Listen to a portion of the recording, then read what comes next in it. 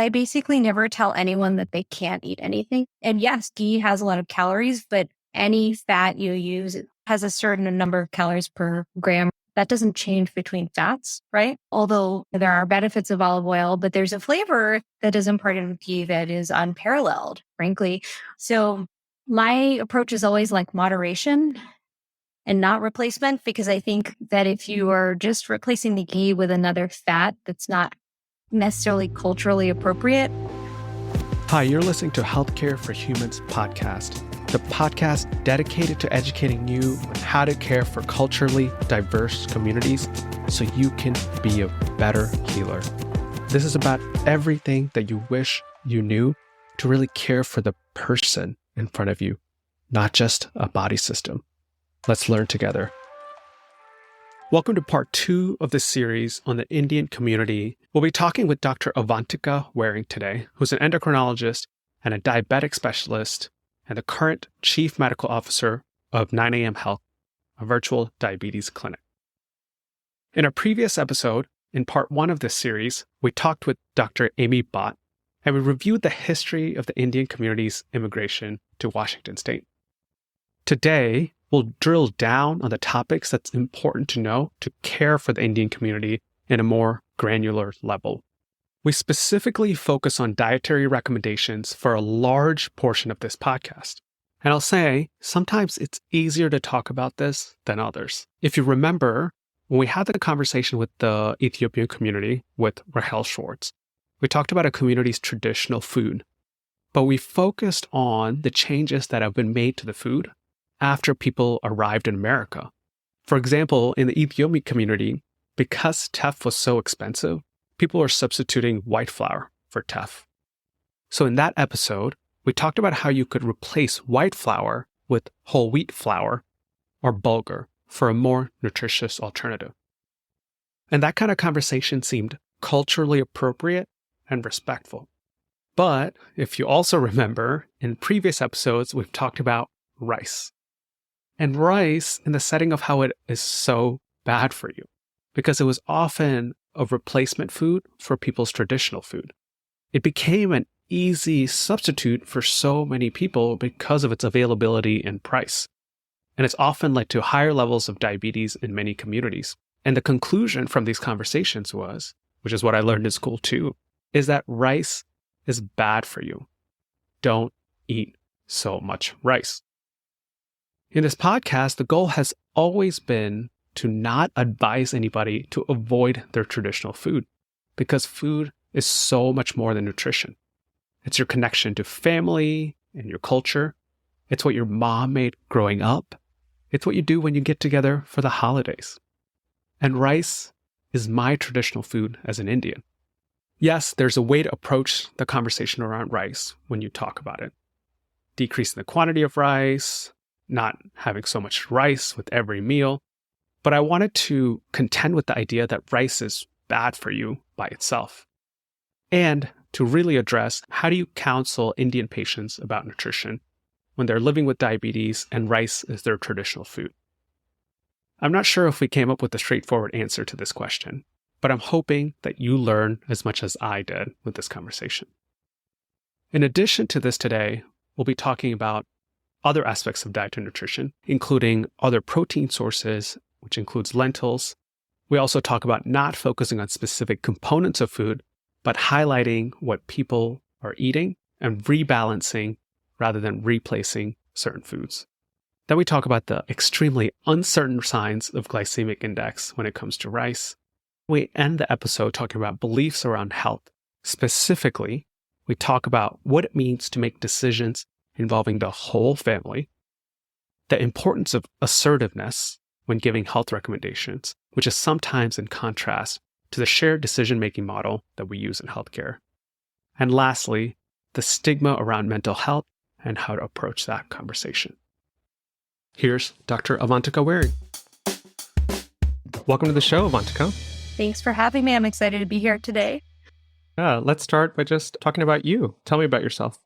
So I am an endocrinologist. My name is Avantika Waring. I'm originally from the East Coast. I grew up in New Jersey, where there are a lot of Indian immigrants and many generations of Indian immigrants. But interestingly, I grew up in a town where there were essentially none. So a very unique experience, I think, compared to a lot of other people I met in college and later on who were South Asian families, but came from New Jersey, but other parts of New Jersey where they had a larger community. So I always think that has really shaped sort of my relationship with my culture to a certain extent. Anyway, so I went to do some of my training and education on the East Coast and then ended up meeting my husband, who is not Indian. He's white and Jewish and from California. And so we moved to the West Coast, and I have been out here since now in Seattle since 2016. I was the director of the diabetes program at Kaiser for the state of Washington for our region. And then actually just in May of this year, I left to take a new role as a chief medical officer at a company called 9am Health, which is end-to-end virtual diabetes clinic for people living with type 2 diabetes. And it's just been a really interesting transition for me, using a lot of the same kind of care management skills and population health skills and translating them to a more virtual format. So I also have 3 kids. We were talking about that. I'm sure that'll come up. They're 12, 9, and 6. And yeah, we have a lot of fun. So let's get started. I was talking to you earlier about this, but in a previous episode, which was published right before this, we talked to Dr. Bhatt about just the history of immigration of the South Asian community, specifically the Indian community, to Washington. But we didn't actually go into diet and nutrition and some of the nuances of culture, like holidays. So I think let's cover that first, and then we'll get into the nuances of taking care of people from India and how to manage their health. So food. Where should we start, Avantika? I feel like I'm so familiar with this topic. And at the same time, I knew so little because I was researching about this. There are 28 states in India and 8 union territories. And what we think of as Indian food in America is mostly Punjabi food. Like when you go to a restaurant, you look at chicken tikka masala, and that's what people think is Indian food. But that's such a small sliver of actual Indian food. Tell me, what does Indian food mean to you? Yeah, so I am Punjabi. The dishes that you describe, well, I think they really are the ones that resonate most with people seeking out Indian food, but they're actually not the things we ate at home.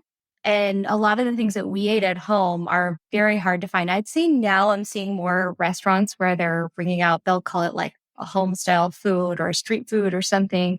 And then I find the dishes that my mom actually used to make for us, right? Like bangan bharta, which is so delicious, so healthy, actually very easy to make, but not something you would see often. So Indian food for me is dal, it's lentils. That is the thing that we ate most. With every Indian meal, we had lentils. I think the more important thing to think about is everybody has a different experience. So their like go-to Indian food is going to be something totally different. And I think for our family, a lot of that had to do with time, right? Like my mom worked. And so what she was able to make for us might be different than what she ate growing up as well. There's like this Americanization of the Indian food that isn't really making it taste like American food, but it just pairs down like what you're actually eating. And then the availability of the ingredients too, like where we grew up, we didn't have an Indian store. We'd have to go an hour away to get the groceries.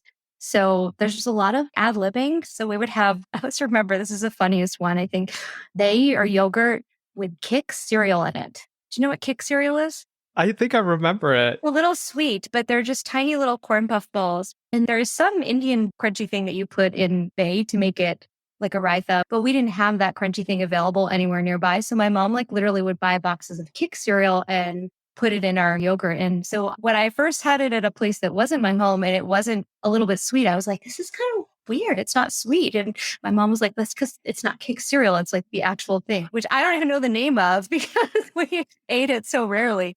But like, this is made wrong. Exactly. You got the wrong thing No, in here. exactly. And so I think, what does it mean to me? Like, gosh, it means all things to all people. And I think we could have a really long conversation about the foods that we've eaten growing up. And probably we've eaten some of the same things, but they were called something differently and prepared in completely different ways. Yeah, I was always impressed. I grew up in Durham, North Carolina, but it is part of the immigrant experience as well as you're trying to blend what you grew up with to what you're learning in America.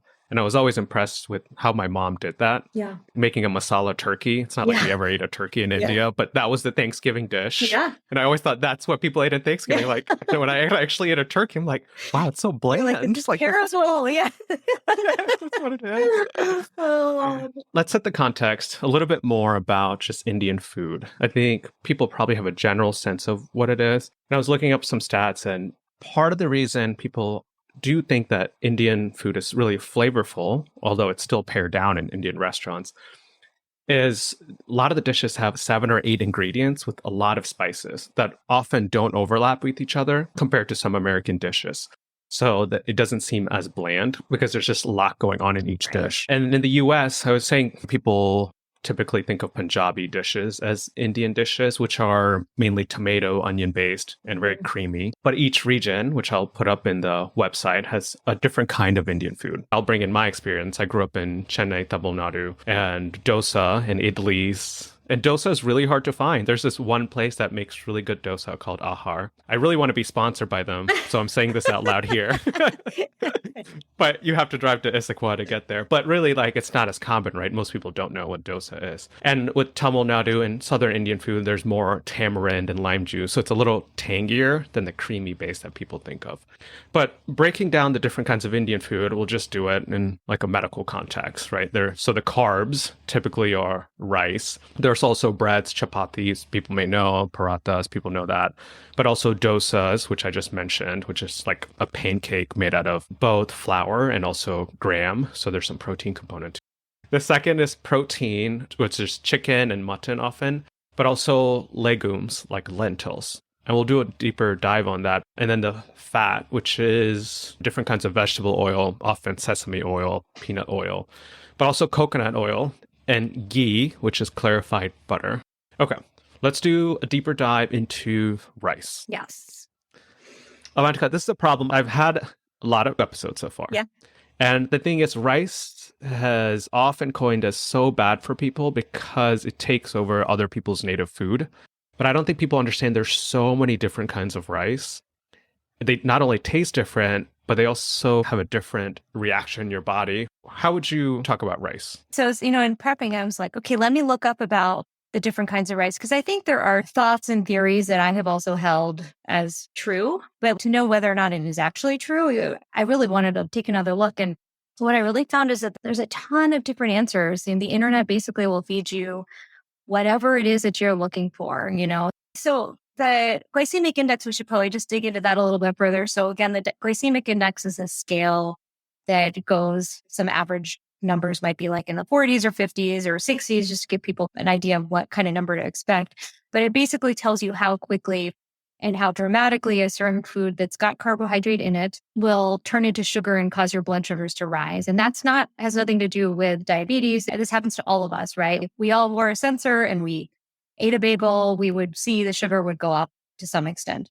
So there's probably hundreds or more types of rices, and there are grain sizes. There's long grain, there's short grain, there's glutinous or sticky rice. And then there's a whole like brown rice, white rice, which has to do with whether it's polished and they remove the outer husk. Kind of similar probably to any grain. What I found on various websites, which I would say were all reputable, right? They were relating to a healthcare system or a hospital system. The ranges would go from 55 to 96. So 55 is actually a pretty low glycemic index for a starch food. 96 is high. And I feel like that doesn't really tell us a whole lot. And so I don't know, like, what was your take when you looked into this too? Can we give advice about rice? I'm not sure that I feel like I can. And I'll just say that even though there is some association between the glutinous sticky versions being higher and the long grain versions being lower, it's still not consistent. So the brown rice and the white rice, I saw different websites that actually white rice had a lower glycemic index than certain brown rices. And then I went down this rabbit hole where apparently there's other components of the rice like amylase and amylopectin, and the content of those different components changed the glycemic index of the rice. And I just shut all the windows down, and I was like, I think we're not going to have a great answer for people to say rice is good, rice is bad, eat this rice. So yeah, and maybe the point is that it's more complicated than what we've been taught. We were taught that rice is horrible for you. Don't eat rice. And that's really hard for somebody who's lived all their life with rice. And that's what home means to them, to stop eating it completely. The background of rice is complicated. And I don't even know if this is true. As you said, there's so many conflicting resources. But there's this general sense that long grain is better than short grain because short grain is more sticky, and there's like arborio rice, which you make for risotto, compared to basmati rice, which is the rice that many Indians use. So there's a difference between long grain and short grain. And then in the long grain itself, that brown rice, wild rice, and basmati rice are maybe better for you than other kinds of rices. That is like a strong maybe. I think the other thing I would just point out is one might be slightly better than another, but at the end of the day, they're all a starch. And so, my approach, I've never told a patient to switch the type of rice they were eating. That's not a thing I've ever done. Maybe I should. I choose to help them balance what the rice component of their meal is, because you don't actually have a lot of control over what you're getting either. So these different types of long grain rice, there's all these different components. Like no one's able to go into the store and say how much amylase is in this bag of rice. And then the cooking time impacts it as well. And whether you've cooled it and reheated it is another thing you can go into. So at the end of the day, if it's one component of your multi-component dinner, I just don't know how much that one component really matters. I think what probably matters more is thinking about the other things that are going on your plate. And if this rice is part of your diet, then why would anybody change that? It feels like home. It's also, you need it to sop up the curry. One thing that just occurred to me too is like growing up, we did eat a lot of rice, but it's actually a lot more rice than would have traditionally been eaten, I think, in our Punjabi household, because traditionally we would have chapatis, which are, for anyone who's not familiar, it's like a flatbread made with very unprocessed whole wheat, but it's very labor intensive. You make the dough and you have to roll one at a time. And traditionally, if you are a woman in the house, you are standing and making chapatis and not sitting with your family and eating. And so we would have chapatis sometimes, but not all that often. And I think like for us, and perhaps for many South Asian families who are now living in the States where a lot of women are working or people are balancing in their families, not to gender it, but who's making the food and who's busy in the evening, it's actually quite complicated to have that traditional form of starch with your meal, and putting in rice in the rice cooker is much simpler. My dad often brings this up, which I don't know if it's true, but just a hypothesis. I'm from a small village in India. Technically, it's like 1,000 people. It's called Tamrankote, which is actually close to Chennai. And I swear, like nothing's changed there in 1,000 years. But part of what we're realizing even in that village is the prevalence of diabetes is really increasing by a lot compared to before. And the hypothesis my dad was saying, just from knowing the community, was that people's activity level has really decreased a lot. So even if we control for the amount of rice they're eating, they were like out in the fields doing a lot of manual work and labor compared to now where they're often sitting and not moving at all. And that may have helped balance out some of the caloric intake. As you noted, like maybe we don't need to focus on just the rice itself, but what else is going along with the meal, and maybe even the activity level after you eat a high carb meal. Or if you're not really that active, do you need that high carb meal that you're... Yeah, or do you need as many meals as you were normally eating? Yeah, exactly. And I want to highlight this, that Indians do fold, wrap, scoop, dip for food, not just a fork and spoon. So we do need rice or chapati or something to eat all the rest of the food with. So it's hard to read anything else without that main component. Okay, the second category is protein. I wanted to talk a little bit more about legumes. And I actually had to look this up because I see it used interchangeably. Legumes, pulses, and lentils. So legumes is the entire plant with the fruits and sprouts. And pulses is the dry seeds found within some legume pods, like dry beans, split peas, chickpeas, and lentils. And I want to really focus on lentils because I think the overall knowledge of all the different varieties of lentils that we said before is limited here in America. And there's like hundreds of varieties. How would you talk about lentils? Yeah, they are a source of protein. They have carbohydrates. Basically, any food that comes from a plant has carbohydrates, right? So unavoidable. But I really think of them as a protein, and I encourage people to consume them. They're super healthy. They've got a ton of fiber. They have a very low glycemic index. I live in the diabetes space, and so most of my nutrition counseling has that in mind. And what we're trained on and what you hear in the media is so much of this like low carb, keto, paleo, like all these diets that reduce the amount of carbohydrates. But, when you go out into practice, and if you're working with, especially I think the South Asian population where people tend to be less meat focused, not necessarily vegetarian, but some versions of vegetarian, and they only eat meat with certain meals of the day. I actually remember stumbling and being like, okay, so tell me what you can eat that's got protein in it, because I would say egg. Oh, we don't eat eggs. There's dairy, so there's yogurt, but it's not so simple, right? You can't just say like, well, have your salmon and broccoli. The imagery of a Western healthy diet doesn't really fit with eating. I wouldn't even call them preferences, but eating requirements of many South Asians.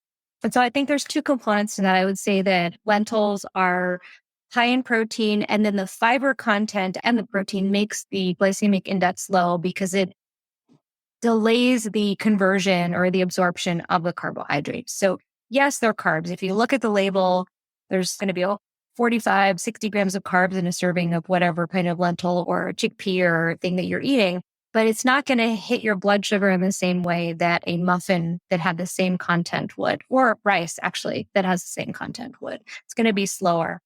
So I definitely encourage people to use those in their diet. And to your point, when you go to a Western, even a fancy grocery store here, you'll see a fair variety of lentils, but they're very expensive and they come in small pouches for the most part.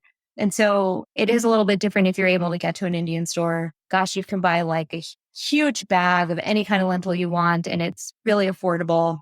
And then you just have to figure out how to cook it. That's like the next step. Yeah, yeah. And I want to say that this gets probably overwhelming for some people who've never thought about lentils. And maybe what I want to drive home is that, one, it's important to speak the language of your patients. Language, not just meaning the language like Hindi, Tamil, whatever language they speak, but actually what foods they're eating. And it's a whole different feeling if you start talking about lentils and dal, rather than start out by saying, do you eat salmon or could you eat more salmon? And then two, just having a general idea of what these things are so you at least can ask the right questions to your patients. And you mentioned you ate a lot of dal growing up. Yeah, I love dal. My kids love dal, actually. It's like the most impressive thing I've done as a parent. It is a huge accomplishment, right? Yeah, so there's different kinds of lentils. There's whole, and then there's split and dehusked. So if they're split or dehusked, they're easier to cook with because they don't have that coating. And that's often what dal's made out of. Oftentimes, I think you see lentils in American stores. They're the whole ones, not the split ones. But just remembering that dal is an integral part of the diet, and maybe some place we can get people to focus more on rather than that rice. Yeah. Like not just talking about reducing rice, but thinking about how much dal are you eating? Could you rebalance that portion in your plate towards one rather than other? Yeah. Well, I was just thinking too about like when we're talking about when you go to a restaurant and the dishes that you get, it tends to be like this tomato gravy that is perfect to be dumped on top of a pile of white rice. But that's not how we ate at home. We had dal, and then we always had some kind of vegetable, like a sabzi. And then we'd have the carbohydrate was more of an aside, but we didn't need it to soak up the volumes of creamy chicken tikka gravy. But you go and you eat that and you associate that with Indian food, and it tastes very good because when you put fat and sugar and salt in something, it's going to be really good no matter what it is. Yeah, and that's a note in restaurants overall because it doesn't necessarily represent a home-cooked meal. So I like to even talk about how much are you eating out versus getting a home-cooked meal, and that's a huge difference. And part of the limitation is just people's time and energy, given the life we live these days. Okay. For fats, I think one component I want to focus on is ghee. It's not used often, but both ghee and coconut oil actually are widely used in India. I actually don't know historically how much they were used. It's clearly used a lot now, especially in some of the richer desserts and sweets. Tell me about your experience with gulab jamun. I love gulab jamun. And I'm not really a sweets person. Every culture has their celebratory donut replacement, and it's like the Indian donut replacement. So there are these, well, I don't even know what they're made of. It's a batter, and you fry these balls, and they're dark and delicious on the outside and almost creamy and light on the inside. And then you soak them in a straight up, it's like a sugar syrup. So it is very, very sweet. It's really good. And probably most of us eat it. I don't know. Should be like once a year on a holiday or celebration. But if you go out to an Indian restaurant and you get dessert, like this is what you might be getting. They're basically donuts soaked in sugar syrup. That's what they are. Yeah. Very high glycemic Oh my index. Yeah, exactly. Yes. I was going to put that out there.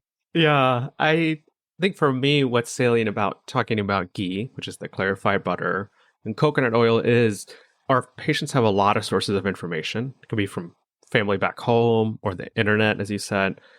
But there's always things circulating about how good things are. Yeah. Like coconut oil has blank benefits, can regrow your hair, can help you live longer.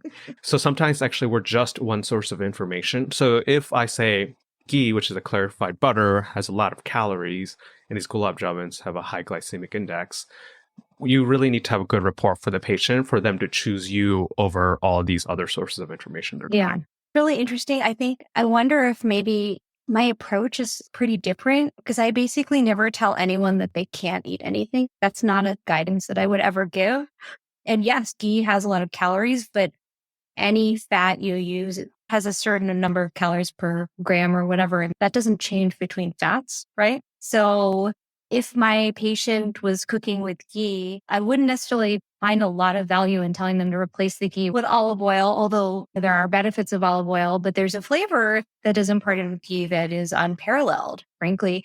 So my approach is always like moderation and not replacement, because I think that if you are just replacing the ghee with another fat that's not necessarily culturally appropriate, you don't want the food to taste bad. And I don't want to deviate so far from even the process of making ghee is like, it's such a cool thing, right? I don't know. I think this is maybe not the direction you're going, but it would not be something that I would necessarily have a conversation about. If I told my patient to change their ghee to oil, they'll probably walk out and be like, I thought my doctor was Indian, but he's telling me to do crazy things to make gulab jamun with olive oil. Replace my rice with quinoa or something. Yeah, exactly. I know. Yeah. And I think there's one other thing I'd probably just to touch upon here, because we're not specifically talking about diabetes, but we kind of are. South Asians have a very different trajectory of their type 2 diabetes disease than we see in a lot of other cultures. And what we see is that there's this first phase, which we call like insulin resistance, right? So that's where you can try to reverse diabetes by cutting things out. But that works for some people. But South Asians, it's been demonstrated in the data, they tend to progress more quickly to actually needing insulin and not being able to manage with dietary interventions. And so sometimes I feel like when I try those other approaches, it's not successful. And then it leaves the patient sort of feeling like they've failed somehow. And they really haven't failed. It's just the way that our bodies are all imperfect. And that's just the way that their body may be imperfect. So that's part of the reason I've tried to really get away from saying change this or eliminate this, because frankly, for a lot of my patients, it's actually not going to work. It's not going to get them off all their meds, like maybe doing a keto diet would for somebody else. And I want to normalize that, right? I want them to realize that this is a part of life. We manage through it. Of course, there are eating less of anything usually will help, right? So reducing the fat, reducing the portion of the carbohydrate. Yes, adding more lentils and less rice. Those kind of balancing compromises can be made. But I haven't had a lot of conversations where I've said, well, replace your coconut oil and butter with another kind of fat, because you do need fat. It's healthy in some quantities and you need it to prepare your food. So the takeaway point is really maybe we don't need to focus on specific components other than maybe in your initial conversation, just getting an idea of what people are eating. And is there really room for changing the portions or the quantity or rebalancing a plate, but really taking away food or replacing it? Not sure how high yield it is unless it's like, I'm drinking a liter of Coca-Cola, right? Like something so obvious. Yeah, most of the things that need to be replaced are not actually parts of the traditional South Asian diet. Those things are like the liter of Coca-Cola. There are, I think, some culturally specific foods that probably should be removed, but they're more like modern foods. Like, does your family eat tea with biscuits? There's a lot of these packaged biscuits that come in. Yeah. So biscuits, meaning they're cookies. They're cookies. Yeah. It's a cookie with another name. But yeah, so they're cookies. And then there's also like these salty, crunchy snacks that I know our family would. What do you call it there? Namkeen, which just means salty thing. Yeah, we call it murko. Yeah. Yeah, they're just fried. Like chips. Yeah. I guess. Some form of it. There are some things that are more like, they're not traditional foods. They have a really specific place. You have tea with your visitors and then you want to serve them something. So we have cookies or something like that. I definitely have encouraged people to cut back on that kind of thing. Because to me, those are cookies and chips. You can cut it out and they're packaged. And my general rule for all of my patients is the less things that come in packages that you consume, the better off you're going to be. It's pretty hard to eat very unhealthy things if you really truly prepare them yourself at home from scratch. Yeah. Okay. The other part of diet is that many people are not as meat focused. So either they're completely vegetarian, which in Indian community means no eggs as well. We'll be intentional about this. So there's a cultural background to this of Hindu culture of ahimsa, which is nonviolence to other forms of animals. But, at some point, people don't know why they're doing it. It's what their families did. And that's what they continue doing. And there's a lot of other reasons people become vegetarians. But the point is that a lot of people are vegetarians. So I think you brought into the context of talking about meat is often not productive for them if you're trying to change their diet.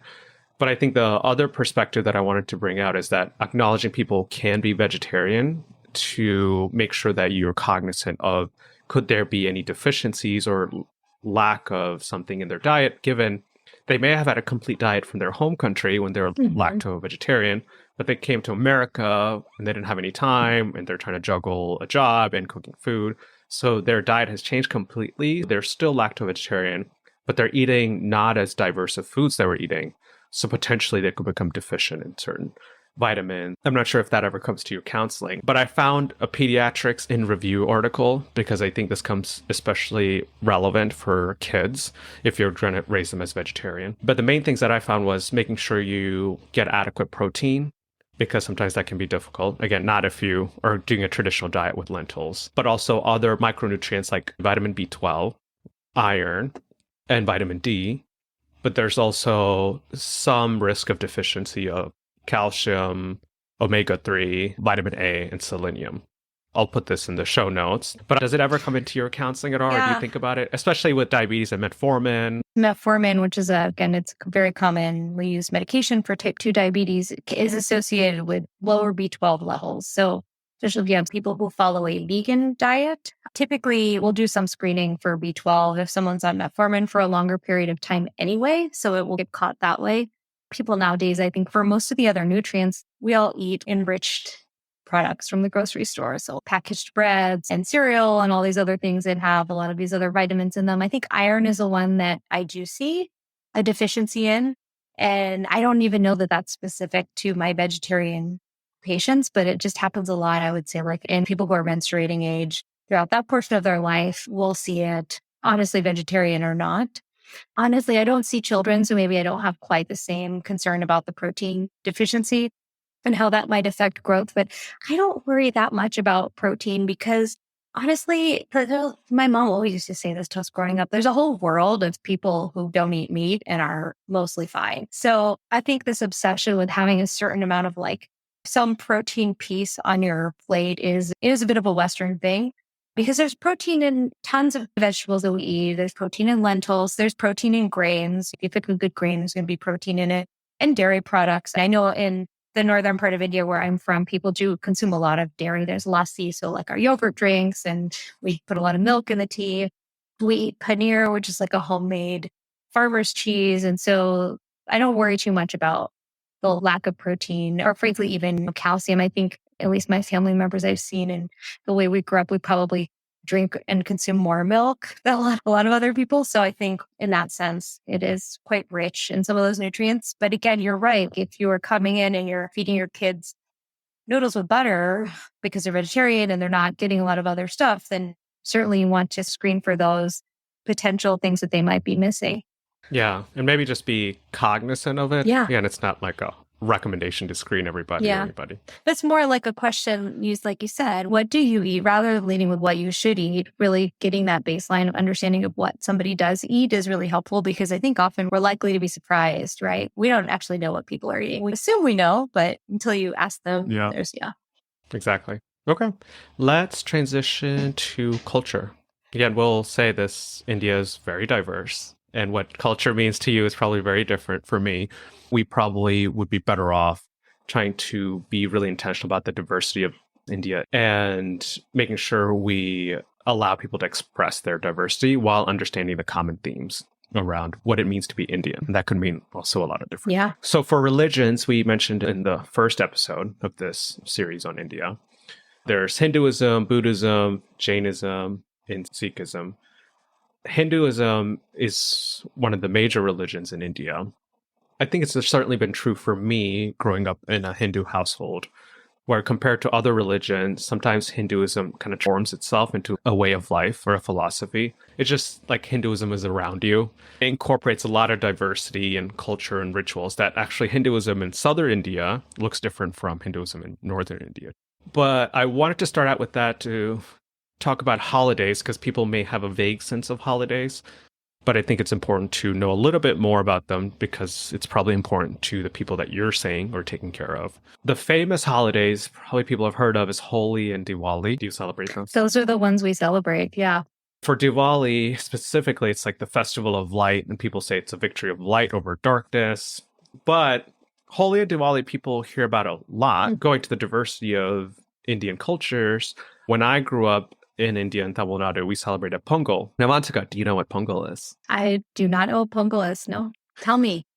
This is funny because I think for me, Indian meant the things that I experienced growing up in Tamil Nadu and actually wasn't exposed to a lot of other Indian communities. Yeah. And it was funny, in the first episode, it came out that I studied abroad in India to learn Hindi. I studied abroad in a country that I came from because India was really different than I had imagined to be or knew it to be growing up. And Pongal is actually one of the major holidays we celebrated in Tamil Nadu, where we thank the sun, Mother Nature, and animals for the harvest. It's typically celebrated in January. But we make a special dish called Pongal, which is rice boiled in milk, and we use jaggery, which is like raw cane sugar. It's one of the biggest holidays in Tamil Nadu where people celebrate with food, but also new clothes. Mm-hmm. Which is a common thing, actually, for a lot of the holidays, is you celebrate with new clothes. Yeah. Yeah. Mm-hmm. And I think that brings us together, right? Like food and clothes. Food and clothes, yeah.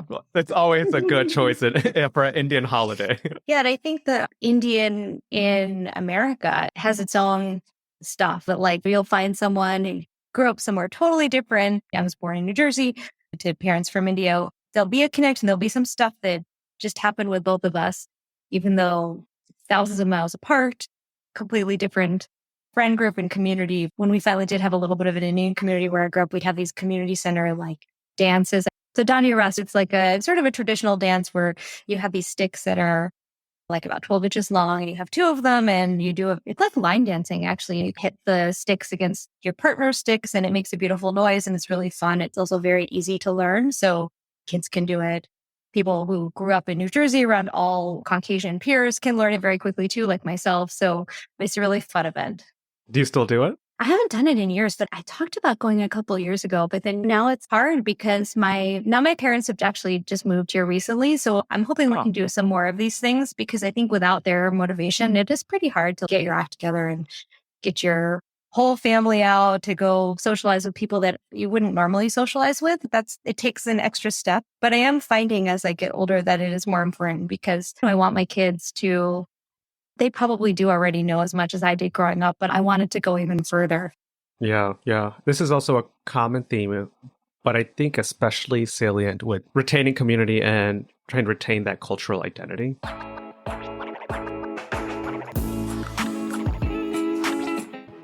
So let's move into belief around health. We talked about diabetes a bit. How do you incorporate some of the importance of family structures and involving the family in decision-making on how you counsel and take care of patients? So I think the family involvement for a standard visit with someone who's not from a South Asian background, I might just assume that I'm only communicating the information to the patient themselves. But a lot of times we'll see my patients who are from South Asia and particularly from Indian families, they come with another family member to the visit. It's very common. And actually with the email messaging, sometimes another family member will be doing most of the email messaging back and forth with me. And I think when I started out seeing patients, I felt like uncomfortable with that because we're trained in medical school and residency that you have to have permission. You can only communicate with the patient themselves. It's private health information. And it's very stressed that you're really supposed to focus on your individual patient. But it doesn't work for some of these other cases, and I don't know if you've found the same thing, it just tends to be more productive actually. So maybe I'll say like, oh, I'm happy to communicate with you as so-and-so, as a spouse or daughter. A lot of times my patients will have a child who is also a physician who will want to talk on the phone about what's going on. And I actually totally appreciate that because I know how like in our culture, in our family and family friends, it works. People, they find if there's a doctor in the community, they trust that person to be like the go-between to give advice. So I think being able to respectfully and flexibly engage with other parts of, I guess you would call it like the family care team is really important, I think, in building trust with the patient. And they'll feel better about it if you also spoke to their friend's nephew, who's a, I don't know, nephrologist in Albuquerque, right? It might seem totally random, but they trust that person to give good advice. And if that person wants to talk to me, I'm totally happy to engage in that as well. So I think just being really open to the community that's caring for the patient, not just the patient themselves, is really helpful. And then I think just with decision making, and I think this is something you maybe wanted to touch upon as well. I found there is not, I wouldn't call it deference, but a lot of trust and respect for the medical community and medical providers. So sometimes saying like, well, do you want to try this or do you want to try this? Some studies say this is okay, but you can also try this because I think we're moving more in medicine to letting patients have more choice and decision making, which is good. It's not a bad thing. But I've definitely had conversations with outpatient patients where they're like, you're the doctor. What do you think I should do? And I think it comes back to that sense, especially because I am also a South Asian doctor. They probably are like, oh, it could be that I could be auntie's niece who's here in the visit with them. So it's almost a slightly different relationship. And if I engage even on talking about the foods by using some traditional words to refer to things, I think it creates like it's a different doctor-patient relationship than I might have with some of my other patients. Yeah, and I'll go with the first point that you made, that it's a common phenomenon that another doctor is involved that they know personally because there's a lot of Indian doctors. We're going to talk about the reasons for why that is with Dr. Bhatt. But still, this is going to be a situation you're going to be in, and it's best to incorporate that into your care plan rather than feeling like challenged if somebody's going to be like questioning you, because everybody just wants the best for this family member they care about and want to understand. Yeah. And also sometimes that other doctor who's called to talk to you is also my generation. So we'll see this scenario where it's like an older patient and their friend from whatever Indian community, and then they have a son or daughter who lives somewhere else. And so when I've talked to those other doctors, it's not like contentious or stressful. They're like, yeah, my auntie told me to call you because other auntie wanted advice. And we're doing the thing of being the good younger generation of the community to connect and help support our elders, which is another really important concept in Indian communities and culture. Maybe we should define aunties. That it's just not meaning you're related. Aunties are everybody's an auntie. Yeah. Everybody that's Indian and older than you, and you kind of know. Yes. And actually, I try and tell my kids to call it even non-Indian older people, auntie and uncle. And the other day, my 12-year-old was like, but they're not Indian. Why am I calling them auntie? And I'm like, it doesn't hurt. It's still nice. Yeah, exactly. And then the second point that you made about, I would say, respect to authority. I don't want the takeaway message to be, we need to go back to this paternalistic way of care that people are used to. They want to be told what to do. But there is value in assertiveness. I think people really doubt you when you're really uncertain. And sometimes I think because even my training and how I've been trained here in America, admitting uncertainty is good because you don't want to be so definitive when you don't know. But when you're vocalizing uncertainty, I think it can come off in certain ways that you don't know what you're doing.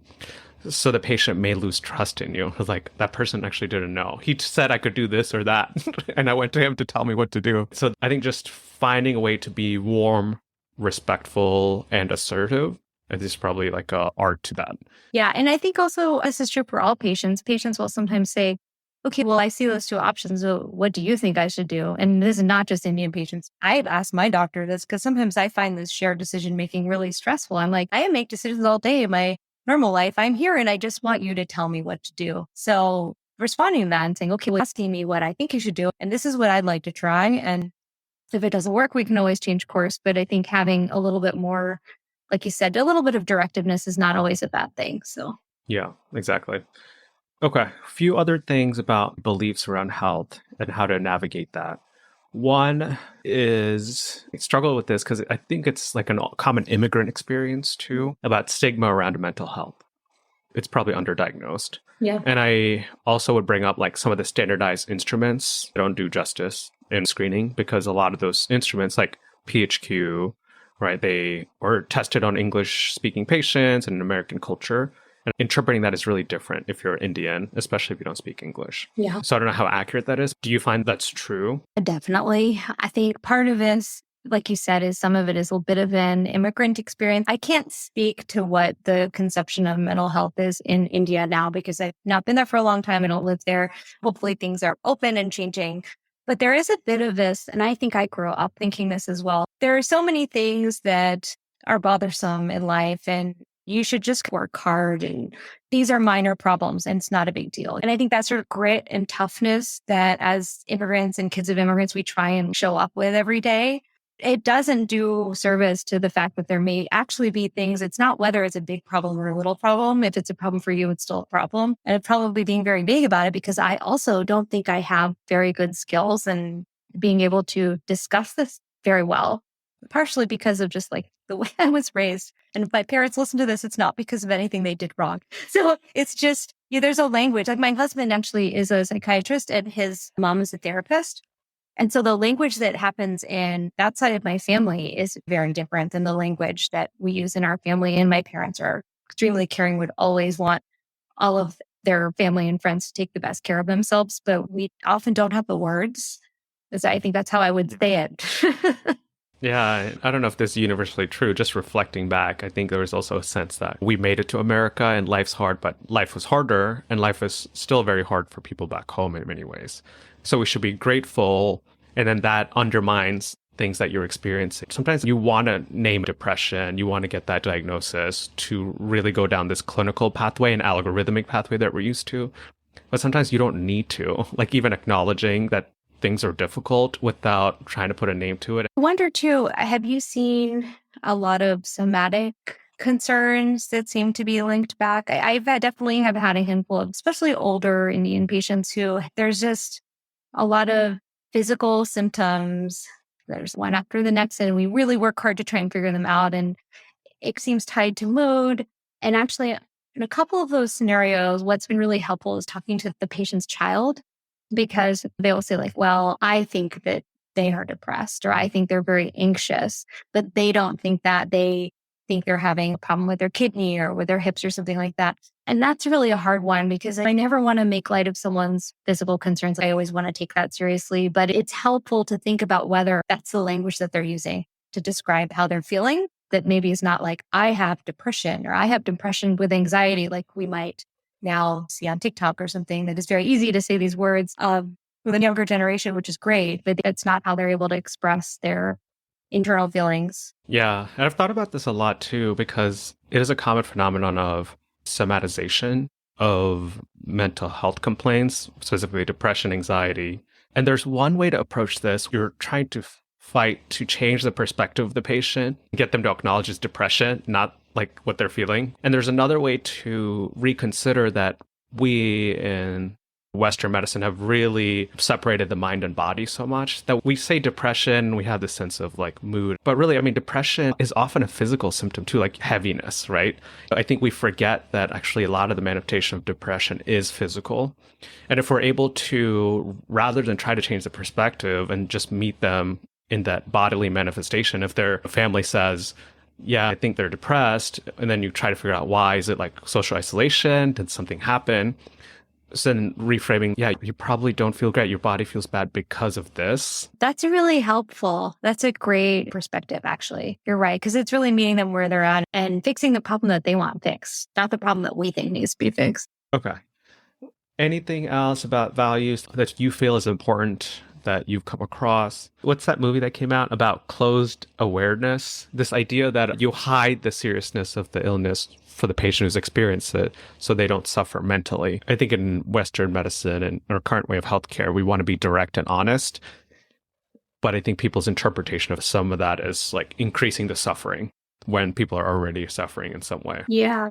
I think it loops back to me, at least in some way to the idea that the family is very involved, right? So I wouldn't necessarily always think about it as causing suffering for the patient and wanting to protect them, but it's more like that it's a discussion that they maybe want to have actually with their family and not necessarily just with me, right?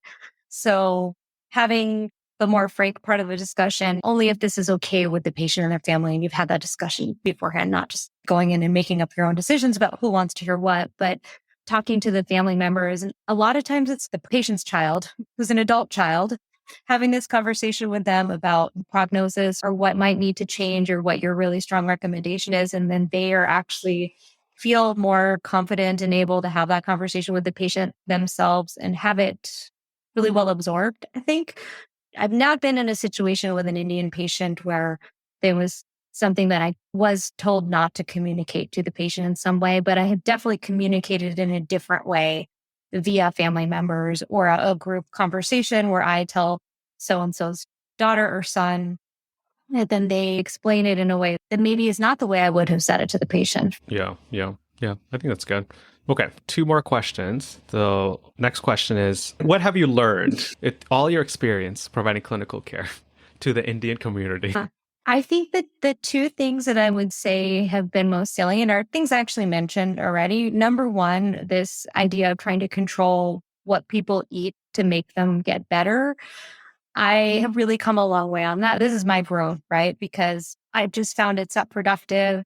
I believe that I have made my patients feel judged to a certain extent, right? And I lost the ability to connect with them when I said, why don't you try doing this instead? And it's much more productive to just say, okay, what are your things that you absolutely cannot give up? Tell me what's important to you. So maybe it's, I have to have a samosa with my chai because my grandson comes over that time of day and that's the time we spend together, right? So why would I want to mess that up? That's just not, it's not a productive approach. So I feel you look back at your 10 years ago, 15 years ago self, and you're like, oh, I can't believe I did that.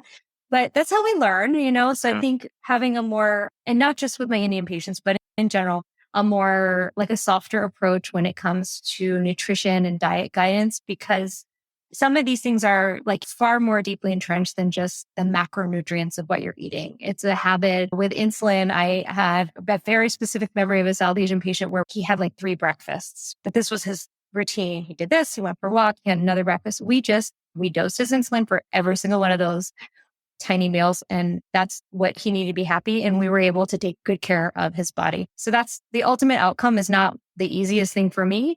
It's what's best for the patient. That's what we want. And then I think being really open to this idea of family decision making, because honestly, when you're new in practice or really busy, it can be annoying when you have to call like 5 other people before you make a decision. Or you're getting emails from so-and-so who works at Harvard. They all work at Harvard. They're like, oh, this is like so-and-so who works at Harvard and they want to talk to you and feeling like really insecure. Like, well, they work at Harvard and what if I'm doing the wrong thing? But I think just like understanding where that's coming from, because my grandmother aged and my parents are in good health, but just reflecting on how I want to support them and how they sometimes look to me to support them, it makes it so much more relatable. Then I'm like, okay, I will talk to your family member in Harvard, no problem. They will probably teach me things that I don't know. And then we've created a sense of trust because the patient feels that it's not just me giving them the advice, but it's like a community of people who care about them who are giving them advice on something. Yeah, there's a sense of humility in that when you approach it that way.